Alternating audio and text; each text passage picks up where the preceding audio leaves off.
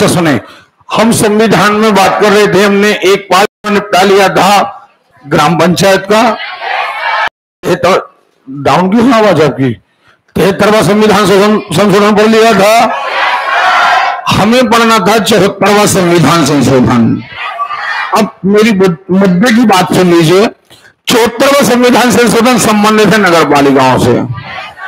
Same प्रावधान वही है जो नगर पालिका के संबंध में है, वही काय के संबंध में है, ग्राम पंचायत के प्रबंध और नगर पालिका। हाँ, नगर पालिका नगर पंचायत इनका जो गठन है वो अलग अलग राज्यों में कुछ मामलों में अलग अलग है।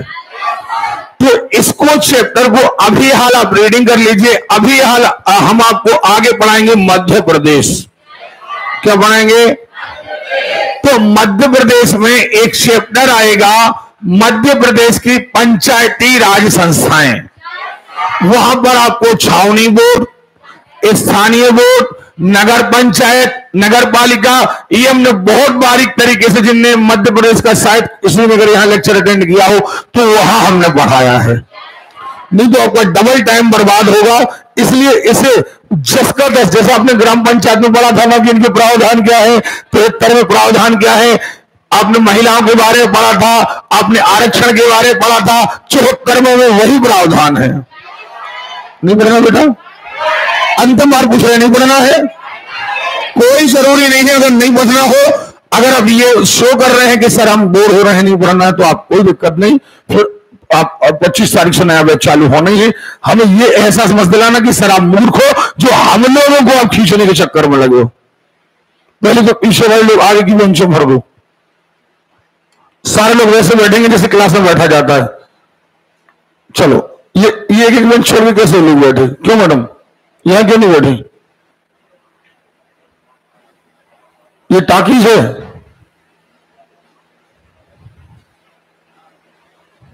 किस और से यही क्यों नहीं बैठी?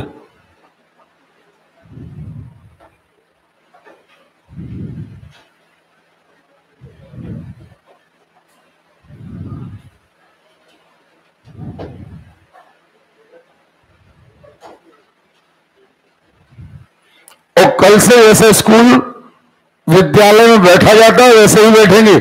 अगर एक एक बेंच छोड़ करके बैठे ना तो मुठभेड़ देंगे हम। तो अभी हाल बिल्कुल आप घर से पढ़ के आएंगे। नगर पालिकाओं की अवधि वही है 5 साल। विघटन हो जाए तो 6 महीने के अंदर चुनाव कराना है, पढ़ाया था हमने। इसके बाद महिलाओं का आरक्षण है, SC ST का आरक्षण है, OBC का आरक्षण वही उसी प्रकार है जो सरकार के ऊपर निर्भर है। नहीं पढ़ाया था? पढ़ाया था या नहीं पढ़ाया था? जो रिवीजन करके आए होंगे उन्हें पढ़ाया होगा, जो रिवीजन करके नहीं आए हैं उन्हें नहीं पढ़ाया होगा। नगर पालिका वाला चैप्टर अभी हाल आप रीडिंग करके आइएगा।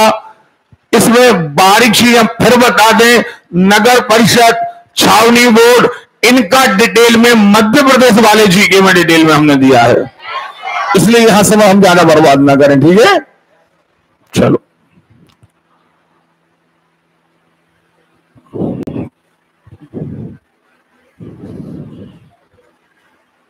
बेटा सुनो, सारे लोग पढ़ाने के पहले ऐसा फील कराना हमें आप पढ़ना चाहते हैं, ताकि आपकी जो पुराना बैच है हमें लगे कि इस पर हमें नए नए एक्सपेरिमेंट करना है, हमारा मन आपको पढ़ाने में लगे और हमारा ध्यान केंद्रित आपके ऊपर रहे। और अगर आपने ये नाटक चेटक करे, हम बोर हो रहे हैं, हम होमवर्क करके नहीं आ रहे, तो कोई दिक्कत नहीं, नए बैच समय चालू हो रहे हैं, हम आपको हटा देंगे। हमें कोई दिक्कत नहीं है। अब ये आपको तय करना कि सर आप पर मेहनत करें, आप हम पर मेहनत करें या ना करें, ठीक? तो ये वाला हो गया था स्थानीय। चलिए, हाँ, संघ लोक सेवा आयोग देखें जरा आप। अब भारत की जो सबसे ऊंची सर्विस है IAS, IPS, हाँ या ना, IFS, इनके जो भारत के सबसे बड़े ऊंचे दर्जे के, जो वास्तव में भारत की रीढ़ कहलाते हैं, ऐसे प्रशासनिक अधिकारियों की जो परीक्षा होती है, उस परीक्षा को पास करने के बाद जो अधिकारी नियुक्त होते हैं, ऐसी परीक्षा लेने वाले बोर्ड को कहते हैं संघ लोक सेवा आयोग। क्या कहते हैं? हमें आवाज नहीं आ रही है? क्लियर है? हम उसे संघ लोक सेवा आयोग कहते हैं। अब इसी तर्ज पर हर राज्य में अपने राज्य की सबसे ऊंची कैडर की परीक्षा लेने के लिए एक आयोग बनाया जाता है, उसे कहते हैं राज्य लोक सेवा आयोग। क्या कहते हैं? अरे क्लियर है? बात समझ में आ रही है? अच्छा, संघ लोक सेवा आयोग के बारे में हम आपको बता चुके हैं कि संघ लोक सेवा आयोग का एक अध्यक्ष होगा, हाँ या ना? बाकी के अन्य सदस्य होंगे, बाकी के अन्य। अरे क्लियर है? अच्छा, प्रावधान यह है कि इसके अध्यक्ष और सदस्यों की नियुक्ति भारत का राष्ट्रपति करेगा। कौन करेगा? अरे क्लियर है? नंबर 2, अब इनकी योग्यताएं क्या होंगी ये संविधान में उल्लेखित नहीं। ये कितने पढ़े लिखे होंगे, क्या होंगे, संविधान में उल्लेख नहीं है, लेकिन फिर भी ये प्रथा बना दी गई है कि जो 10 साल तक भारत में इस कैडर में नौकरी कर चुका हो वही व्यक्ति इस आयोग का सदस्य और सबसे वरिष्ठ व्यक्ति इसका अध्यक्ष बनेगा। समझ में आ रही बात? अच्छा, ये पूरा इस आयोग का काम होगा परीक्षाएं आयोजित करना और लोगों की नियुक्ति करना और नियुक्ति होने के बाद उन पर कंट्रोल रखना। समझ में आ रही बात? अच्छा, इन्हें हटाने का सीधा अधिकार राष्ट्रपति के पास नहीं, लेकिन इन्हें लोकसभा राज्यसभा के द्वारा भी नहीं हटाया जाता। अगर इन पर कोई आरोप लगाया जाता है तो इनकी जांच करता है भारत का सर्वोच्च न्यायालय। कौन करता है? सुन रहे हो? और अगर भारत का सर्वोच्च न्यायालय इस बात की पुष्टि कर दे कि इन पर लगाए गए आरोप सही हैं, तो उसके अनुमोदन के आधार पर राष्ट्रपति उसे हटाएगा। यानी नियुक्ति करने का अधिकार किसे है? राष्ट्रपति। हटाने का अधिकार भी, लेकिन सीधे राष्ट्रपति नहीं हटाएगा। हटाएगा कौन? हटाएगा राष्ट्रपति, लेकिन काय के आधार पर? सर्वोच्च न्यायालय के अनुमोदन के आधार पर। समझ में आ रही बात?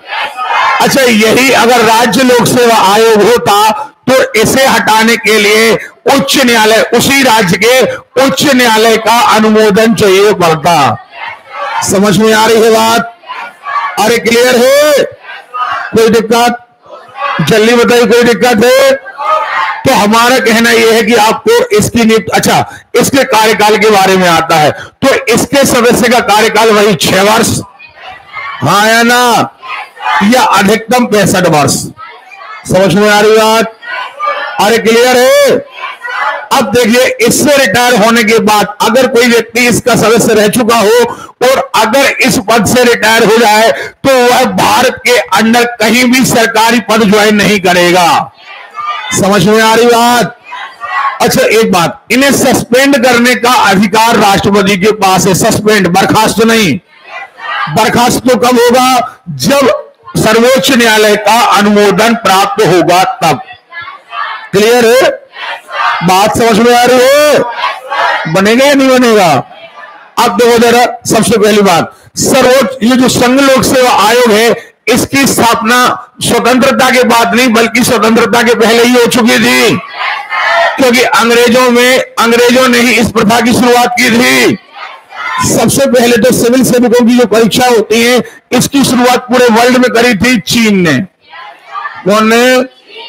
तो चीन के बाद इसे अपनाया अंग्रेजों ने। कौन ने?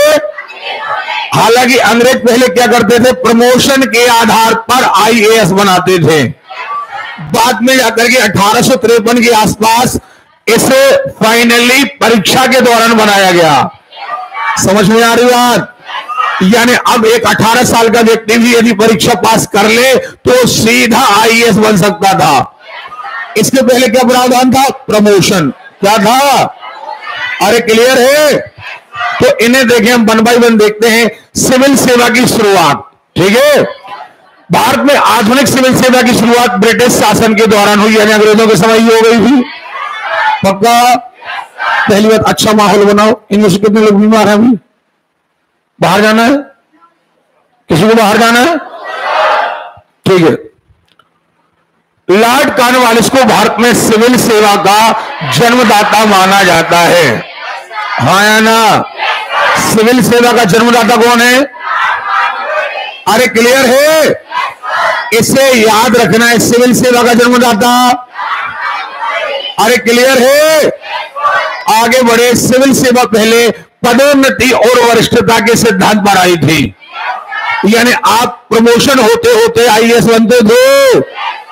आगे ईस्ट इंडिया कंपनी के लिए सिविल सेवकों का नामांकन कंपनी के निर्देशकों द्वारा दिया जाता था। इसके पश्चात उन्हें लंदन के हेलीबरी कॉलेज में प्रशिक्षित किया जाता था और फिर भारत भेजा जाता था। यानी पहले इनका प्रमोशन होता था, फिर ये अपना जो प्रशिक्षण है लेने के लिए कहां जाते थे? लंदन। कहां? पहले इन्हें भारत में प्रशिक्षित करने के लिए कॉलेज नहीं था। ओके। भारत में योग्यता पर आधारित आधुनिक सिविल सेवा की अवधारणा ब्रिटिश संसद की प्रवर समिति कहेगी। हाँ या ना? प्रवर समिति की लॉर्ड मेकाले रिपोर्ट के उपरांत हुई। यानी भारत में अब योग्यता के आधार पर, यानी परीक्षा के आधार पर। समझ में आ रही बात? 1853 की बात, 1854 आ गया। हालांकि ने रटना नहीं, आप समझ मसले से। अब कहेंगे पहले कहेंगे प्रमोशन के आधार पर, और अब कहेंगे आधार पर, योग्यता के आधार पर। कहेंगे आधार पर। अरे क्लियर है? अब देखिए, भारतीय सिविल सेवा की प्रथम प्रतियोगिता 1855 को लंदन में आयोजित हुई। अब देखिए 1853 के बाद परीक्षा आयोजित होने लगी। पहली परीक्षा कहां हो रही है? लंदन में। कहां? और माध्यम है अंग्रेजी। इसका ज्यादातर पता आपको हिस्ट्री में चलेगा। ठीक है। आगे प्रथम वर्ष सिविल सेवा परीक्षा एक साथ लंदन और इलाहाबाद में 1922 में आयोजित की गई थी। ये थी 1853 वाला मैटर नहीं है, ये पहले वाला मैटर है। चलिए 24 में ली कमीशन की अनुशंसा पर लोक सेवा आयोग की स्थापना की गई थी। कब करी गई थी? 1900। हाँ या ना? ली कमीशन की, सुन रहे हो? ली कमीशन ने अनुशंसा की थी, सिफारिश की थी कि एक आयोग अलग बना दो जो इस प्रकार के अधिकारियों की नियुक्ति करेगा। पक्का? किस कमीशन के आधार पर? हाँ या ना? देखो जरा, अब 1935, जब 1935 आया तो आपको याद हो 1935 में एक रिजर्व बैंक की स्थापना का प्रावधान आया। इसी में आया था सर्वोच्च न्यायालय का प्रावधान, और इसी में आ गया एक फेडरल पब्लिक कमीशन। सुन रहे हो? यानी संघ लोक सेवा आयोग। क्या आ गया? अरे क्लियर है? संघ लोक सेवा आयोग का प्रावधान आ गया। क्लियर है? देखें, इसी अधिनियम के अंतर्गत प्रथम बार प्रांतीय स्तर पर, अब राज्यों के स्तर पर भी लोक सेवा आयोग का गठन होने लगा। कहेंगे 1935 के आधार पर। कहेंगे आधार पर। अरे क्लियर है? देखें 1926 में ली आयोग याद रखना, ली आयोग ने पहली बार सिफारिश की थी गवर्नमेंट से कि आप एक कमीशन अलग बना दें जो अधिकारियों की नियुक्ति करेगा। ये परीक्षा में क्वेश्चन आते हैं। समझ में आ रही बात? चलिए, भारत सरकार अधिनियम 1953 के संघीय लोक सेवा आयोग का गठन किया गया। अब देखें जरा, अब आप कहेंगे सर फिर 1953, देखें जरा 1924 के आसपास ली कमीशन ने कहा था कि एक आयोग बना दो। 24 के आसपास एक आयोग बन गया, लेकिन वो फाइनली संघ लोक सेवा आयोग नहीं था, वो मात्र एक आयोग था। 1935 में जब अधिनियम आया, भारत सरकार अधिनियम आया, तो उसमें कहा गया कि एक फेडरल कमीशन बनाया जाए। सुन रहे हो? संघ लोक सेवा आयोग बनाया जाए, तो संघ लोक सेवा आयोग बन गया। समझ में आ रही बात? तो जब देश आजाद हो गया तो वही जो अंग्रेजों के समय फेडरल कमीशन आयोग था, उसी का नाम रख दिया गया पब्लिक सर्विस कमीशन। क्या नाम रख दिया गया? आप बात समझ रहे हो? उसी का, जैसे अपना सुप्रीम कोर्ट था ना, पहले क्या नाम था? फेडरल कोर्ट नाम था, बाद में उसी का नाम क्या हो गया? हो गया है, बाद में उसी का नाम सुप्रीम कोर्ट हो गया। हाँ या ना? ऐसे 1935 के अधिनियम के अनुसार जो फेडरल कमीशन था वही बाद में हो गया पब्लिक सर्विस कमीशन। कब नाम बदल दिया गया? सुनाई नहीं दिया? क्लियर है? चलिए अब इसी के आधार पर अब फिर से देखते हैं कि भारत में आजादी के पहले भी क्या हमारे यहां से किसी ने परीक्षा पास की थी? देखें जरा, देखते हैं। 1853 ईस्वी में चार्टर एक्ट ने सिविल सेवा के लिए प्रतियोगी परीक्षा का प्रावधान किया। हाँ है ना? प्रावधान किया, पहली परीक्षा नहीं ली, ले पहली बार प्रावधान हो गया कि अब परीक्षा होगी। सुन रहे हो? जबकि ली कमीशन के आधार पर यह आयोग कब बन गया? 1924 में। तो अब ये आयोग उस समय क्या करता था? उस समय ये अधिकारी बनाता था लेकिन परीक्षा नहीं लेता था। ये अधिकारी बनाता था प्रमोशन के आधार पर। क्या आधार पर? अरे क्लियर है? तो आते आते इसकी परीक्षा ली जाने लगी। ठीक है, तो सबसे पहले इंडियन सिविल सर्विस, क्या कहा? आवाज नहीं आ रही है?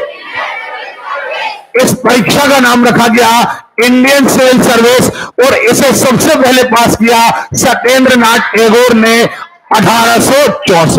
उस समय अंग्रेज लेते थे परीक्षा। हाँ या ना? देखें, रविंद्रनाथ टैगोर के बड़े भाई थे। 71 में आईसीएस परीक्षा प्राप्त हुआ सुरेंद्रनाथ बनर्जी। उसके 1920 में सुभाष चंद्र बोस आईसीएस में चौथा स्थान प्राप्त किया। बाद में इन्होंने त्याग पत्र दे दिया।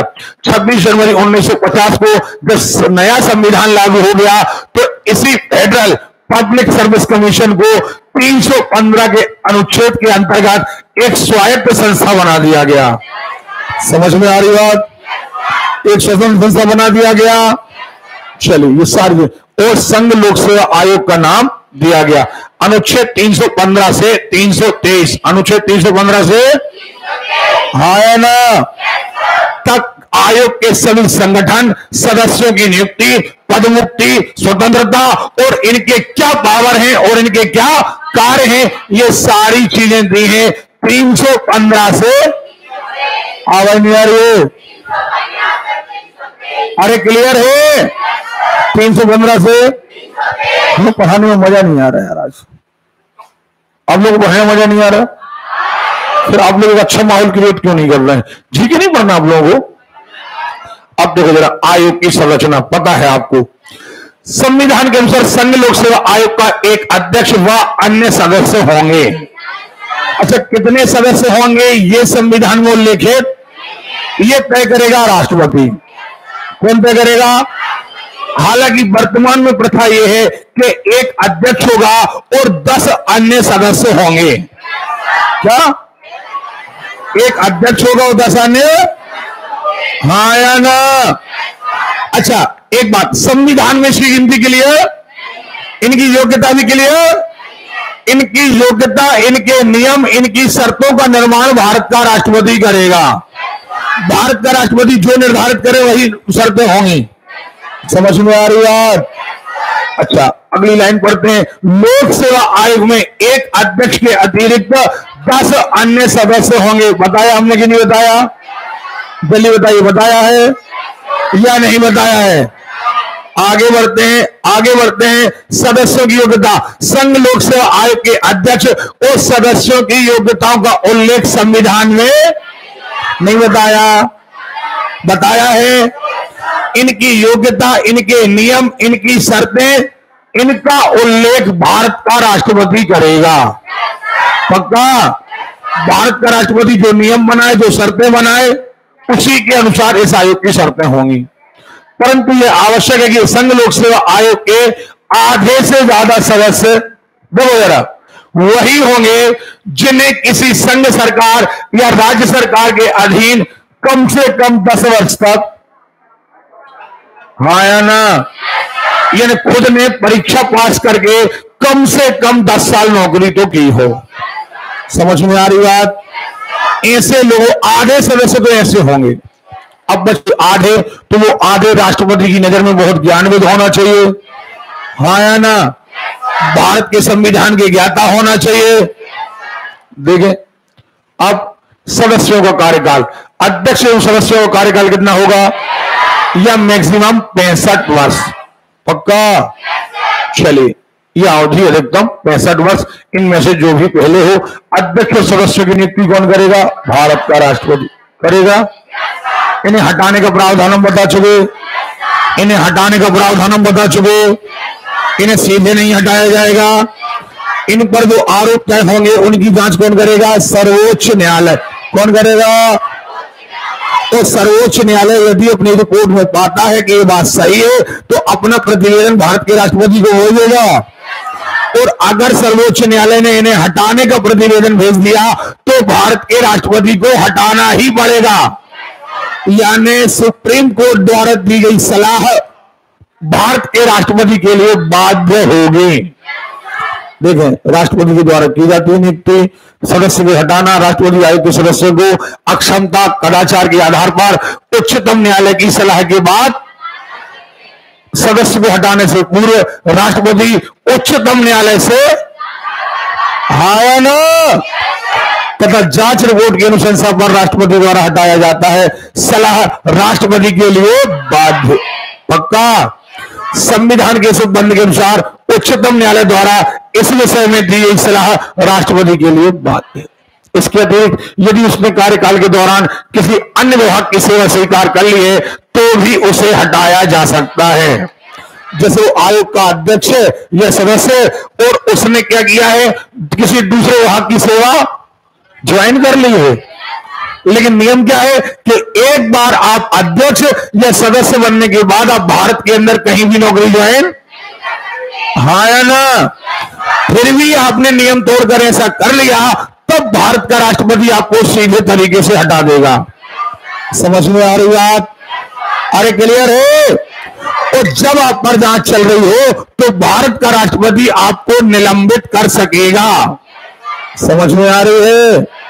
देखें, सदस्यों को निलंबित करना, राष्ट्रपति संघ लोक सेवा आयोग के अध्यक्ष व दूसरे सदस्यों को निलंबित कर सकता है उच्चतम न्यायालय द्वारा की जाने वाली जांच के दौरान।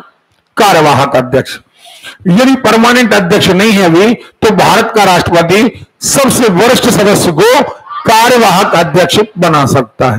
देखो, राष्ट्रपति संघ लोग किसी अध्यक्ष को कार्यवाहक अध्यक्ष नियुक्त कर सकता है जब अध्यक्ष का पद रिक्त हो या जब अध्यक्ष अपना काम अनुपस्थित या दूसरे कारणों से नहीं कर पा रहा हो।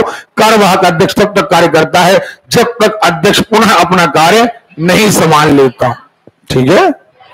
चलिए, आयोग की स्वतंत्रता एवं स्वायत्तता। आयोग की स्वतंत्रता का मतलब यह है कि आयोग अपने आप में स्वतंत्र, परीक्षा लेने के लिए, अधिकारियों की नियुक्ति करने के लिए इस पर किसी प्रकार का अन्य विभागों का कोई दबाव नहीं हो। हाँ या ना? समझ में आ रही बात? संघ लोक सेवा आयोग के अध्यक्ष व सदस्यों को राष्ट्रपति संविधान वर्णित आधारों पर ही हटा सकता है। ऐसा नहीं है कि अगर राष्ट्रपति ने कुछ कहा और उन्होंने बात नहीं मानी तो उन्हें हटा दे। पहले आरोप तय करना होंगे और उन्हीं आरोपों की क्या होगी? जांच। और अगर आरोप सही पाए गए तो ही प्रतिवेदन आएगा। ऐसा नहीं है कि तुमने राष्ट्रपति ने कहा कि जाओ तुम 4 आदमियों को कलेक्टर बना दो और उन्होंने मना कर दिया, बोले इनको हटा दो। ऐसा नहीं होगा। समझ में आ रही बात? इसलिए इन्हें पदावधि की सुरक्षा प्राप्त है। हालांकि अध्यक्ष व सदस्य की सेवा की शर्तें राष्ट्रपति निर्धारित करता है, लेकिन नियुक्ति होने के बाद एक बार अगर इनकी नियुक्ति हो गई तो इनके अलाभकारी परिवर्तन नहीं किए जा सकते। यानी इनका वेतन कम नहीं किया जा सकता, इनकी सुविधाएं कम नहीं की जा सकती। ठीक है? हाँ या ना? और अगर इनका वेतन कम करना ही है तो मात्र एक परिस्थिति, जब वित्तीय आपात लगा हो। क्या लगा हो? ओके, वेतन, भत्ते एवं पेंशन सबको पता है भारत की, हाँ या ना? इनका वेतन भी, पेंशन भी, भत्ते। पक्का? संघ लोक सेवा आयोग के अध्यक्ष के चले प्रतिबंध।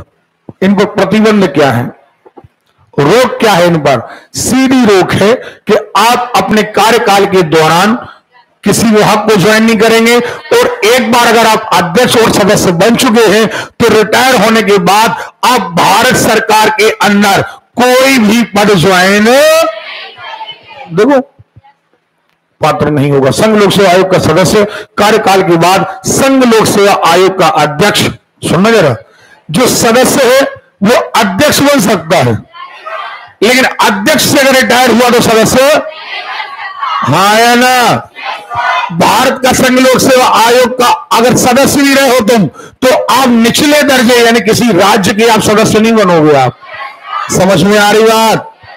चलिए, किसी राज्य लोक सेवा आयोग के अध्यक्ष के रूप में नियुक्ति होने का पात्र होगा, यानी अगर आप संघ लोक सेवा आयोग के सदस्य थे, क्या थे, कहां के थे, ऊपर केंद्र के, उस सदस्य के रूप में आप हो गए रिटायर, तो आप किसी राज्य के अध्यक्ष तो बन सकते हो, क्योंकि अध्यक्ष एक बड़ा पद है, सुन रहे हो? लेकिन आप सदस्य से रिटायर हुए तो आप जाके सदस्य नहीं बनोगे, और अगर वहां के अध्यक्ष ऊपर वाले के अध्यक्ष से रिटायर हुए हो तो नीचे आप अध्यक्ष भी नहीं बन सकते। समझ में आ रही बात? सीधी बात, आप उल्टे क्रम में नहीं आ सकते। चलिए, भारत सरकार या किसी सरकार के अधीन नियोजन का पात्र नहीं होगा, पुनः नियुक्ति नहीं। एक बार कार्यकाल पूरा होने के बाद इस पर दोबारा कार्यकाल नहीं आता। संघ लोक सेवा का अध्यक्ष या सदस्य कार्यकाल के बाद पुनः नियुक्ति नहीं की जा सकती, दूसरे कार्यकाल के लिए योग्य नहीं है। यानी ऐसा नहीं है कि आपका 6 वर्ष का कार्यकाल हो गया और आपको फिर से आपको नियुक्त कर दिया जाए। समझ में आ रही बात? और ये मात्र यही बस मनाही है, बाकी पदों पर मनाही नहीं है। पक्का? जैसे मान के चलिए भारतीय सेना का अध्यक्ष है, तो भारतीय सेना के अध्यक्ष का यदि कार्यकाल खत्म हो जाए तो उसे अगले कार्यकाल के लिए कुछ दिनों के लिए और बढ़ाया जा सकता है, लेकिन यहां पर बढ़ाया। पक्का? अब आयोग के कार्य क्या है? आयोग के बेसिकली कार्य वही है। पहली बात तो प्रतियोगी परीक्षा का पाठ्यक्रम और प्रक्रिया, है या ना? विभिन्न केंद्रीय सेवाओं की भर्ती एजेंसी है। अखिल भारतीय सेवाओं का केंद्रीय सेवा केंद्र शासित प्रदेशों की नियुक्ति के लिए परीक्षाओं का आयोजन, बेसिकली वही है। उनकी परीक्षा लेना, नियुक्ति करना और नियुक्ति करने के बाद उन पर कंट्रोल रखना। समझ में आ रही बात? चलिए, सलाहकारी कार्य, चूंकि इसमें जितने सदस्य होते हैं वो सारे के सारे भारत के सबसे अच्छी परीक्षा पास किए हुए लोग रहते हैं, अतः इसके सदस्य और इसके अध्यक्ष यानी संघ लोक सेवा आयोग अगर कभी भारत का राष्ट्रपति समझे तो इन लोगों से सलाह ले सकता है प्रशासनिक मामलों में। पक्का? तो सलाहकार है संघ लोक सेवा आयोग, सरकार की एक सलाहकारी संस्था भी है। चलो, आयोग की शक्तियां। अब आयोग की शक्तियां क्या है? फिर वही बात, परीक्षा कराना, नियुक्ति करना। अब इसके और भी कई काम है, याद रखना। जैसे आपके यहां का कलेक्टर है, सुपर पावर में है, लेकिन आया कलेक्टर कहां से है? इसी विभाग से आया है। यानी कलेक्टर को कंट्रोल कौन रखे? ये आयोग। यानी ये आयोग प्रशासन है अपने आप में। अब किसी व्यक्ति को इसने बुलाया कि इतनी तारीख को वहां सामने हाजिर हो, वो नहीं आया तो सम्मन जारी करना और गिरफ्तारी वारंट जारी करना तक इसके हाथ में है। समझ में आ रही बात? तो देखो, संघ लोक सेवा आयोग सिविल न्यायालय की शक्तियां प्राप्त करता है। देश के किसी भी नागरिक को सम्मन जारी कर सकता है अपने सामने उपस्थित होने का, किसी भी विभाग की रिपोर्ट मांग सकता है। जरूर, जैसे कलेक्टर है, अब कलेक्टर पूरे जिले का मालिक होता है, चाहे शिक्षा विभाग हो, चाहे स्वास्थ्य विभाग हो, और जब कलेक्टर आया कहां से? यहीं से। मतलब ये आयोग भारत के किसी भी कार्यालय की रिपोर्ट मांग सकता। समझ में आ रही बात? और उस विभाग की जांच भी कर सकता है। देखें, अखिल भारतीय सेवाएं, फिर वही बात, भारतीय प्रशासनिक सेवाएं गठन 1950 में। अभी आप लोग थोड़ा सा रीडिंग करिएगा कि कौन सी राजमन्नार समिति की सिफारिश पर 22 सितंबर 1969 में आईएएस और आईपीएस को समाप्त करने का प्रावधान किया गया था, लेकिन माना नहीं गया। 21 अप्रैल को सिविल सेवा दिवस मनाया जाता है। प्रथम एवं द्वितीय श्रेणी के कर्मचारियों को राजपत्रित अधिकारी कहा जाता है, जबकि तृतीय श्रेणी के होते हैं क्लर्क, टाइपिस्ट, स्टेनोग्राफर। ठीक है ना? चतुर्थ श्रेणी में चपरासी, माली, सफाई कर्मी आते हैं। अब आया नियंत्रक एवं महालेखा परीक्षक, और इसके बारे में हम आपको बता चुके हैं। ये एक व्यक्ति ऐसा है जिसकी नियुक्ति राष्ट्रपति करता है।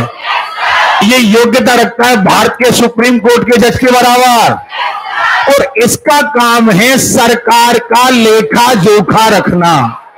हाँ या ना? ये जो हमारी संपत्ति है ना, हमारा खजाना, भाई जनता का खजाना कौन है? भारत की संचित निधि, भारत की संचित निधि और भारत की आकस्मिक निधि। ये तो खजाने कौन गए? जनता के। कौन गए? जनता का पैसा यही जमा है ना। तो जनता के पैसे की रक्षा करना और उसका हिसाब किताब रखना किसका काम है? नियंत्रक एवं महालेखा परीक्षक। नियंत्रक एवं, ये सरकार के खजाने की जांच करता है, सरकार के खर्चे की जांच करता है और रिपोर्ट तैयार करके लोक लेखा समिति बड़ी थी बनने, उसे देता है, संसद में पेश करवाता है। इसकी नियुक्ति राष्ट्रपति करता है, लेकिन इसे हटा राष्ट्रपति नहीं सकता। इसे हटाने के लिए 2/3 बहुमत चाहिए। काय का? लोकसभा का हो, सुन रहे हो? इसका कार्यकाल 6 वर्ष या 65 वर्ष। पक्का? अब देखो जरा, वही सारी बातें बिल्कुल पढ़ा चुके थे। भारतीय संविधान के भाग 5 अनुच्छेद 148। अनुच्छेद याद रखना भैया, इसी को कहते हैं कैग, CAG। सुन रहे हो? Controller and auditor general. सुन रहे हो? तो अब इसका भाग कितने में उल्लेख है? भाग 5 अनुच्छेद, अरे क्लियर है? आगे, नियंत्रक महालेखा परीक्षक को कैग का उल्लेख है से लॉर्ड कैनिंग ने 1857 ईस्वी में इसकी स्थापना की थी और 3 पीढ़ियों से कलकत्ता, मद्रास, मुंबई के लेखों को प्रमाणित करने के उद्देश्य से कि इन 3 जगह का आप जांच करिए। सुन रहे हो? यानी इसकी प्रथा शुरू लॉर्ड कैनिंग के समय हो गई थी। सर्वप्रथम महालेखा परीक्षक का पद सृजित हुआ था। यह नियंत्रक का अर्थ है सरकार के समस्त खर्चों पर निगरानी करना है। सुन रहे हो? ऐसा प्राधिकार स्थापित करना जो सरकार के वित्त पर नियंत्रण रखे, वित्त माने पैसे पर नियंत्रण रखे।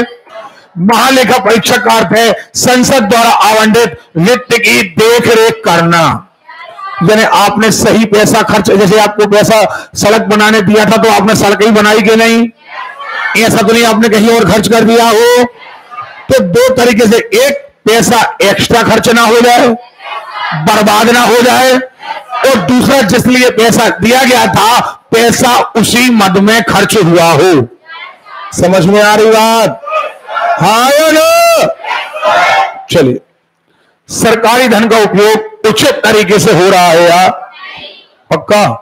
और हमने आपको एक बात और बताई थी कि कैग के अंडर में भारत सरकार का कोई भी कार्यालय आता है। अब आपका निजी कार्यालय हो चाहे सरकारी कार्यालय हो, आपकी रिपोर्ट कैग मंगवा सकता है।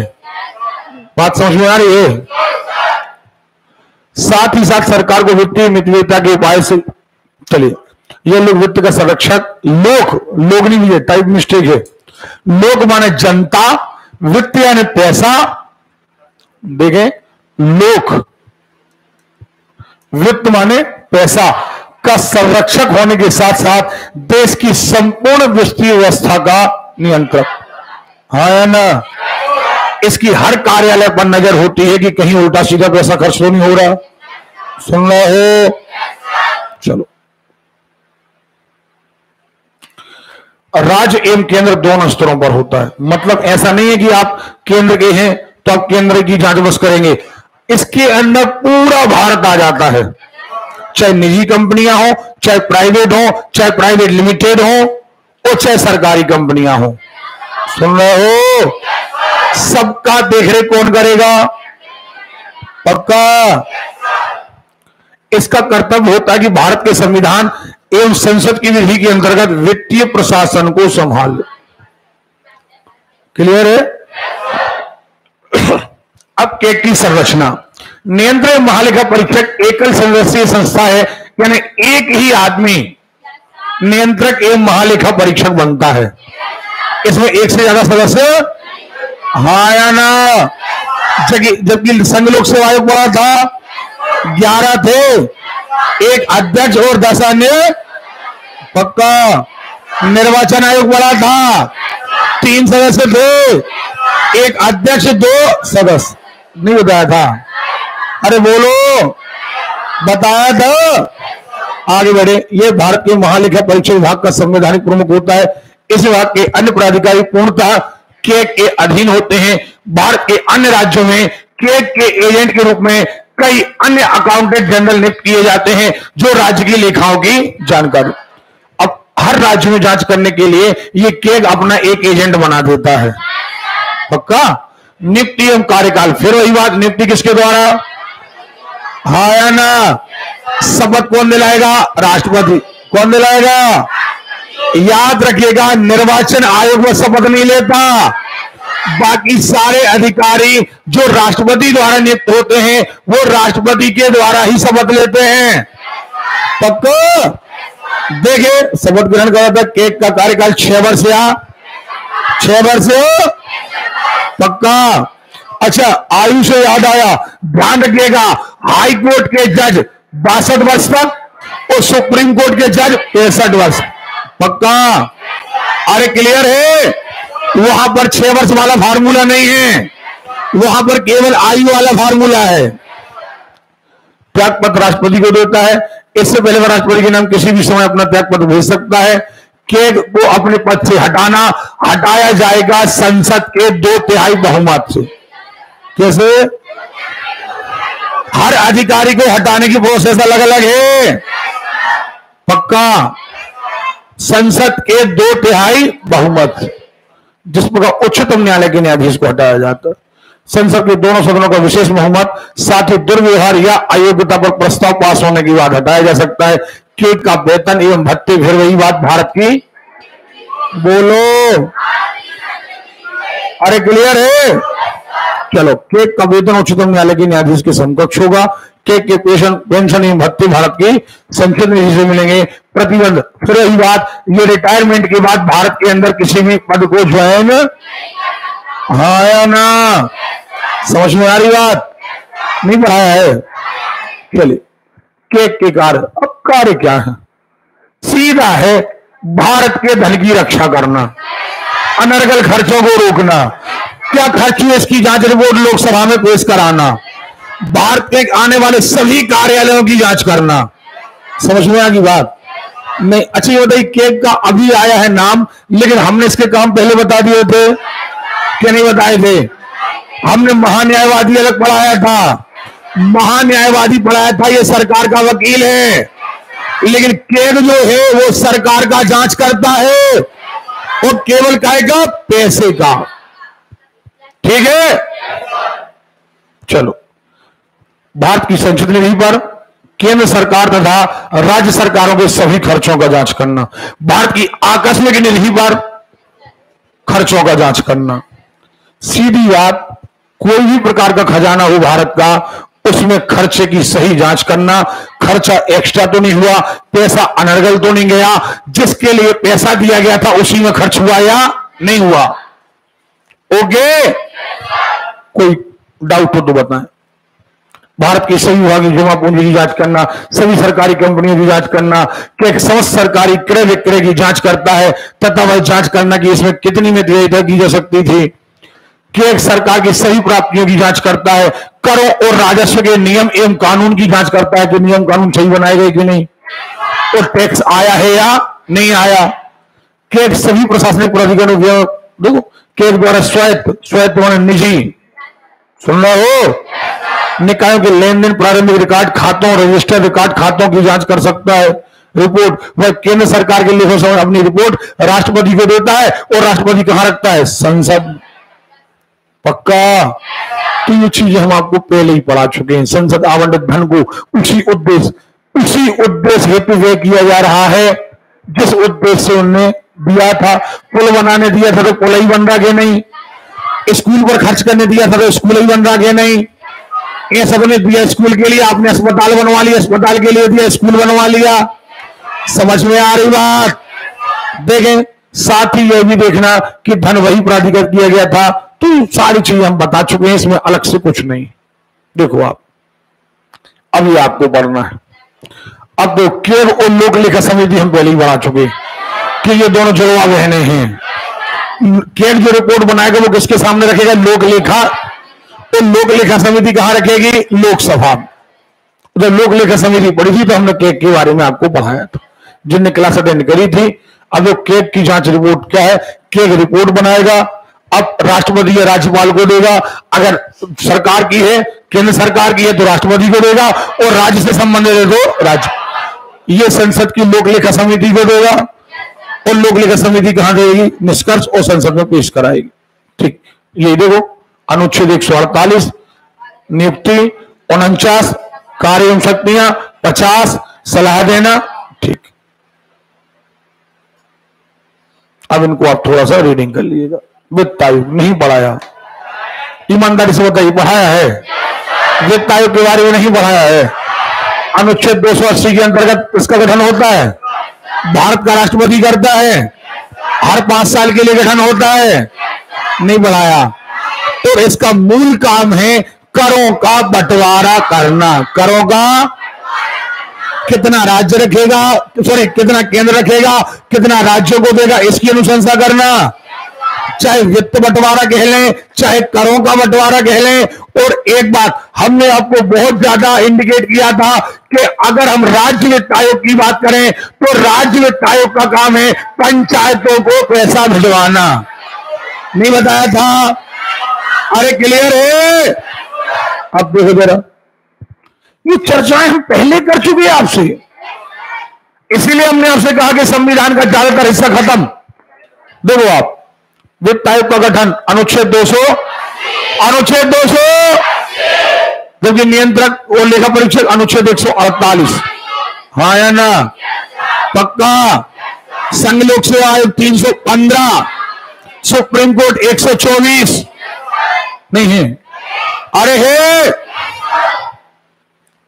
राष्ट्रपति द्वारा 5 वर्ष के लिए एक अध्यक्ष और 4 अन्य सदस्य, एक अध्यक्ष और 4 अन्य सदस्य। ये 4 जो अन्य सदस्य 4 ही सुपर इंटेलिजेंट होना चाहिए। संघ एवं राज्यों के मध्य, नहीं बताया था? आज मन नहीं लग रहा? चलिए, अन्य 4 की योग्यताएं, किसी उच्च न्यायालय का न्यायाधीश या पद के लिए योग्य व्यक्ति इस वित्त आयोग का अर्ध न्यायिक संस्था कहा जाता है। ऐसा व्यक्ति जो भारत के लेखा एवं वित्त मामलों का विशेष ज्ञान हो, ऐसा व्यक्ति जो प्रशासन और वित्तीय मामलों का अनुभव हो, ऐसा व्यक्ति जो अर्थशास्त्र का विशेषज्ञ हो। संविधान ने संसद को इन सदस्यों की योग्यता और विधि का निर्धारण करने का अधिकार दिया है। अब दो कौन कौन सदस्य होंगे? अध्यक्ष सार्वजनिक कार्यों का अनुभव रखने वाला व्यक्ति होगा। एक दो अध्यक्ष कैसा होगा? सार्वजनिक कार्यों का अनुभव रखने वाला। एक सदस्य कैसा होगा? उच्च न्यायालय के न्यायाधीश के बराबर योग्यता रखने वाला। दूसरा सदस्य आर्थिक मामलों का विशेषज्ञ, हाँ या ना? तीसरा सदस्य वित्त एवं लेखा का ज्ञान रखने वाला, लिखा पढ़ी का ज्ञान हो पैसे का। और चौथा वित्तीय एवं प्रशासन के मामलों का अनुभव रखने वाला। ये 4 अन्य ऐसे सदस्य होंगे। एक जज के बराबर ज्ञान रखता होगा, हाँ या ना?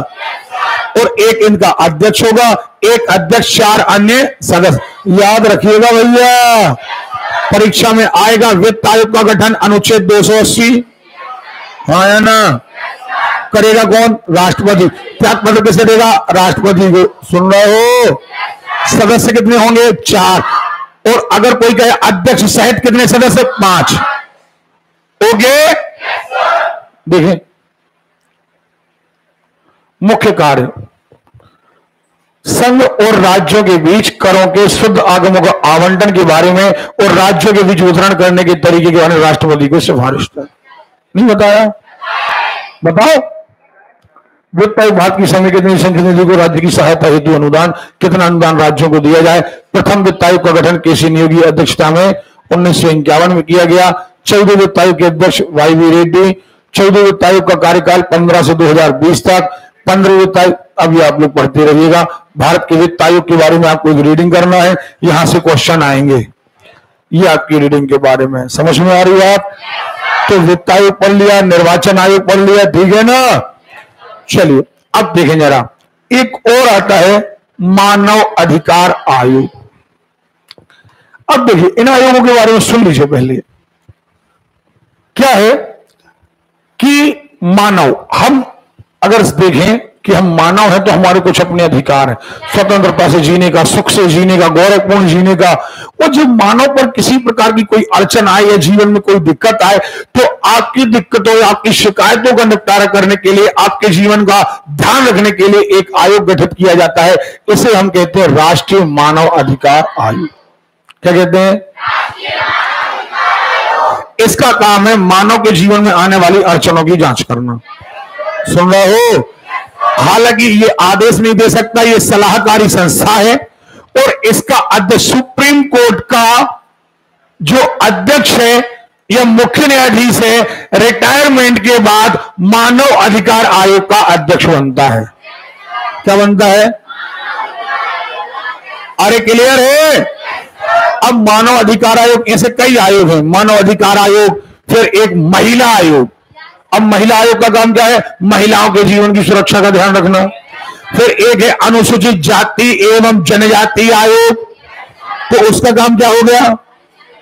एक हो गया राष्ट्रीय पिछड़ा वर्ग आयोग। तो इन आयोगों की नियुक्ति राष्ट्रपति करता है। कौन करता है? अब देखना जरा, यहां पर काम वही है। क्या हो गया? देखें, काम वही है।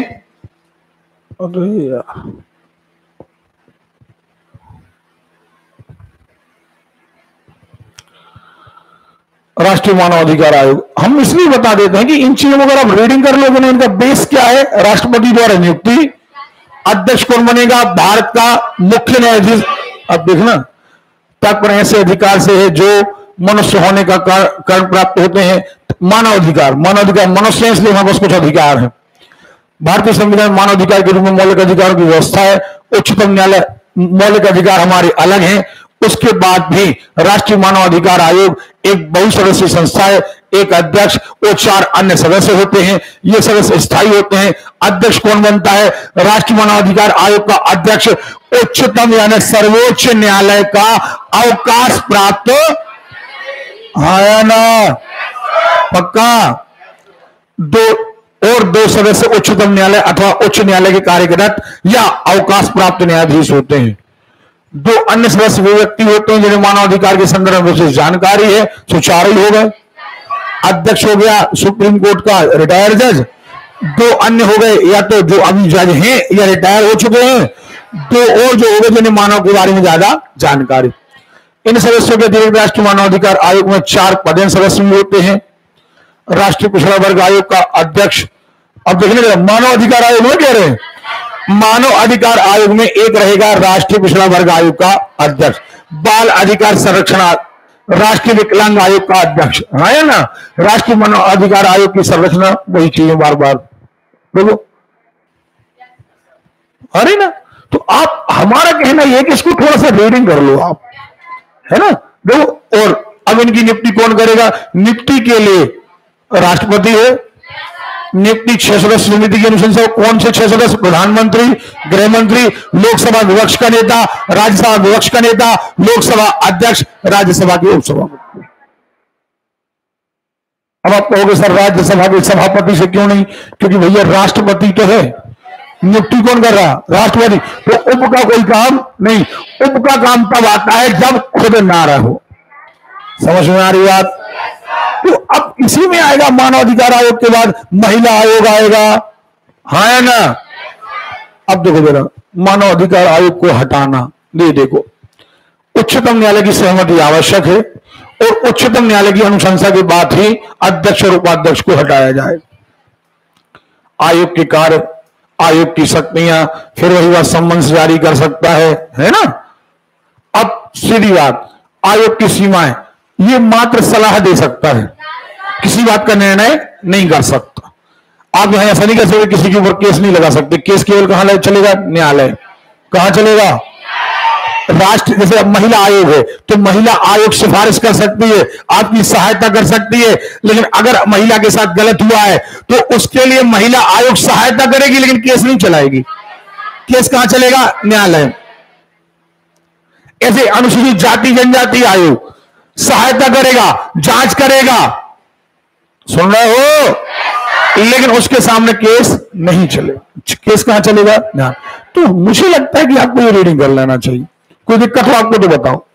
देखो राष्ट्रीय मानवाधिकार आयोग, इसके बाद आ जाएंगे। अच्छा एक बात और, आप जब रीडिंग करके आएंगे और इनमें आपको कोई डाउट देंगे, एक बात याद रखना, इनके अध्यक्ष और सदस्य की गिनती पक्का याद रखना, कितने सदस्य हैं ये परीक्षा में आता है। नहीं तो आप रीडिंग कर लो, पता चला सदस्य पता नहीं कितने हैं। सुन रहे हो? जैसे नियंत्रक की महालेखा परीक्षक में 1 सदस्य है, मानव अधिकार आयोग में 5 हैं, एक अध्यक्ष और 4 हाँ या ना। निर्वाचन आयोग में 3 हैं, एक मुख्य 2। अरे क्लियर है? तो हमें ऐसी आशा है कि आप लोग इनको थोड़ा सा आप पढ़ लेंगे और इसका समय आपके पास बच जाएगा, है ना। अब कल हम 2 चीजें पढ़ेंगे। एक, हमने सब कुछ पढ़ लिया, नियंत्रक महालेखा परीक्षक पढ़ लिया, निर्वाचन पढ़ लिया, सरकारें पढ़ ली, महान्यायवादी पढ़ लिया, सब कुछ पढ़ लिया। लेकिन जो हमारा संविधान है ना, ये उधार का थैला है। काय का थैला? हमारे यहां पर जितना संविधान में प्रावधान है, हमारे भारत के लोगों ने बाहर जाकर के संविधानों का अध्ययन किया, अलग अलग देश गए, वहां के संविधान पढ़ के आए, वहां की अच्छी अच्छी बातों को लेकर आए और उन अच्छी बातों को कहां डाला गया? भारत के संविधान में डाला गया। कुछ बातें हमने ब्रिटेन से ली हैं, कुछ अमेरिका से ली हैं, कुछ जर्मनी से ली हैं, कुछ दक्षिण अफ्रीका से ली हैं, कुछ ऑस्ट्रेलिया से ली हैं। तो हमने सब देशों का एक निचोड़ निकाला और अपने देश में डाला, और ये कहलाए सोर्स। सुन रहे हो? तो किस देश से क्या लिया गया है? अच्छा, बारीक अंतर है। एक बात ली गई है संविधान की प्रस्तावना। सुन रहे हो? प्रस्तावना अलग देश से है और प्रस्तावना की भावना अलग देश से है, और प्रस्तावना की भाषा अलग देश से। प्रस्तावना अलग, भावना अलग, और प्रस्तावना की भाषा अलग। 3 जगह से क्वेश्चन आते हैं। अब मंत्रिमंडल, विधि का निर्माण, विधि का निर्माण, और जबकि विधि सर्वोपरि है, ये बातें अलग अलग देशों से। कल हम सुबह 7 बजे बिल्कुल इसी बारे में सब कुछ चीजें पता है अपन को, नया कुछ भी नहीं। बोलो तो जिंदा हो। ये जो धक्का देके पढ़ाना पड़ता बेटा, ऐसे मजा नहीं आता, एनर्जी डबल लगती है, काम कम होता है। नहीं बोल रहा है? बता दिया करो, हो सकता है सावन मंगलवार है, मन ना लग रहा हो, ऐसा कुछ हो। याद रखना, एग्जाम सामने आ चुके हैं, अब तो सीधा है, अपने मन से पढ़ोगे तो टीचर से ज्यादा काम करवा पाओगे। अब ये 2 टॉपिक आज निपट सकते थे लेकिन नहीं निपट रहे, क्योंकि आपका मन नहीं, सारी चीजें आपको तैयार है, मात्र हमें बताना बस है। तो मंत्रिमंडल के बारे में पढ़ाना नहीं, मंत्रिमंडल तो हम पढ़ा चुके, लेकिन मंत्रिमंडल का ये प्रावधान कहां से लिया गया हमें ये बस बताना है। अब जब हम चर्चा करेंगे, देखो मंत्रिमंडल का ऐसा था, आप कहेंगे यस, जो क्लास नहीं आया था वो मुंह ताकेगा। कब? तो जितने लोगों ने क्लास अटेंड की है, रिवीजन किया है, वो बताएंगे कि सर ऐसा हुआ था। सुन रहे हो? और हाँ, आप सही कह रहे हो कि ये चीज यहां से ली गई है। अब हमने कहा कि न्यायालय अलग बात है, संविधान अलग बात है, संविधान का बनाना अलग बात है, और संविधान यदि बन जाए तो उसकी न्यायिक पुनरावलोकन अलग बात। सुना हुई बात, कई देशों में क्या है, संसद सबसे बड़ी है, कई देशों में कानून सबसे बड़ा है, और कई देशों में सुप्रीम कोर्ट सबसे बड़ा है। नहीं आ रही बात समझ में? लेकिन भारत में सबसे बड़ा है संविधान। क्या? संविधान से ऊपर कोई नहीं, सब काय के अंदर है। इस किताब में जैसा लिखा है वैसा ही होगा। नहीं आ रही बात समझ में? तो यही बातें कल हमें डिस्कस करना है। 2 पॉइंट कुल हमारे रहे हैं। एक, संविधान के स्रोत इतने सरल नहीं जितने आप समझ रहे हो, इसकी डिटेल में चर्चा होना है। और कल अगर ऐसी मरियल आवाज आई तो कल भी नहीं कराएंगे, हम कल भी नहीं पढ़ाएंगे। अगर कल ऐसे ही मरिया लाभ आ जाए और परसों या कल ही टाइम मिल गया तो संविधान संशोधन। तो कल आपका संविधान का चैप्टर खत्म। और अब आप ईमानदारी बताओ, कितने लोग टेस्ट की तैयारी कर रहे हैं घर में? ईमानदारी से हाथ उठाना जो लोग नहीं कर रहे हैं। क्यों कंचन आप नहीं करनी टेस्ट की तैयारी?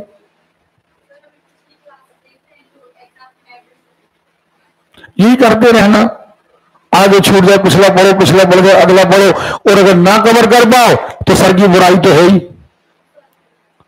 फिर अपने पास एक रास्ता है।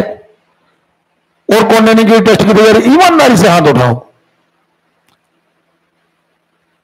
क्यों?